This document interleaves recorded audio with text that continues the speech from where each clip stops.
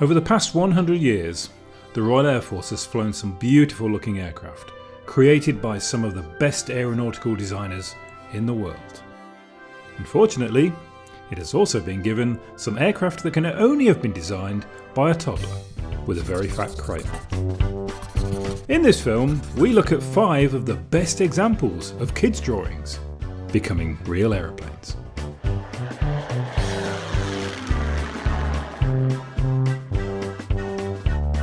In 5, we have the General Aircraft Fleet Shadower. To be fair to the designers of the Fleet Shadower, it's probably more correct to say that this aircraft was designed by an Air Ministry committee rather than an aircraft designer. The specification was so tight and bizarre that a rival company, Airspeed, bid for the same contract and came up with an almost identical aircraft.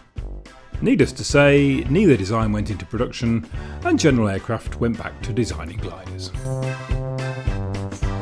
In 4, we have the General Aircraft Hamilcar. Now picture the scene. The boss of General Aircraft walks into the design office with a new project for them. Right lads, we've been asked to design an aircraft that can carry a tank. Oh, and one other slight thing, no engines. Bye.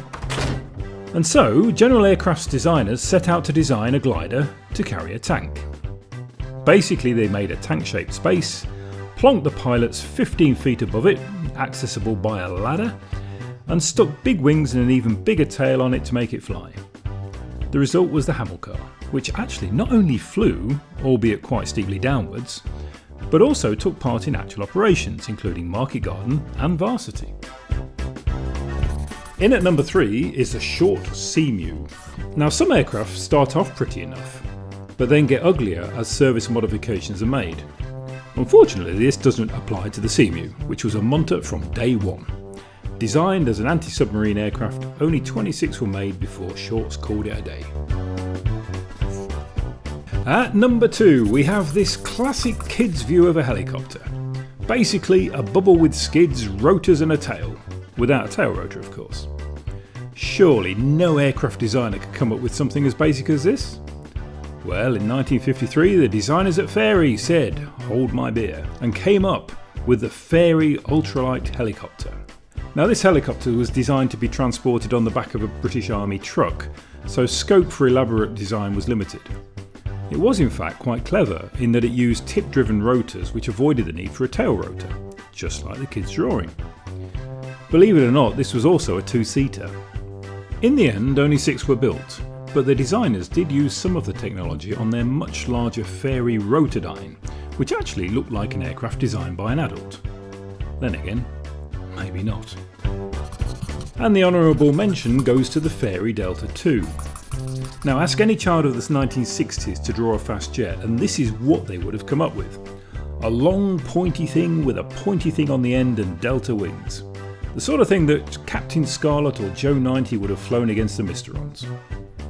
Well, Fairey's design bureau clearly got some younger talent in after the helicopter project and came up with this, the Fairey Delta II, which was quite a decent aeroplane and at one point was the world speed record holder. It even had the option to lower the nose for landing, which of course was later used on Concorde. And at number 1 we have the Kennedy Giant.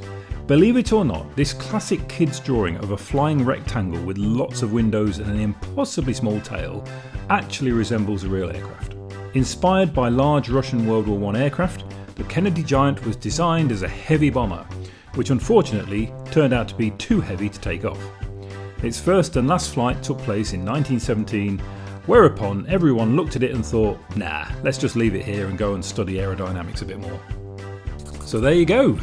Why not get your crayons out and get designing? And if you like this film, please like and subscribe. Thanks for watching.